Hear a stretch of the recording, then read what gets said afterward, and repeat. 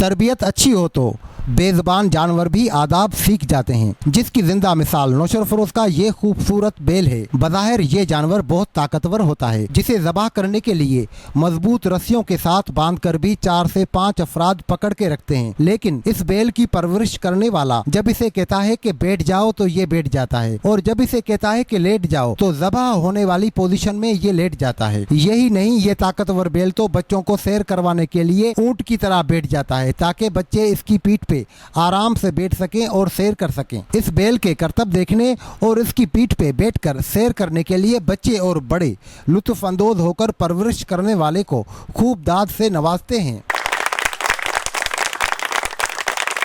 इस बेल की तरबियत करने वाले शाहनवाज भुट्ट का कहना है कि इसके ऊपर प्यार से हाथ फिराकर इसे जो भी कहता है ये उस पे अमल करता है। ये मेरे पास 2 साल से हुए, तो 2 सालों में मैंने इसको ये ट्रेनिंग दी है और इसको मैंने समझाया है। अल्लाह का शुक्र से ये अब मेरी ज़ुबान भी समझ लेता है। अगर कोई और भी बंदा इसको बिठाए तो वो उसके साथ भी बैठ जाएगा।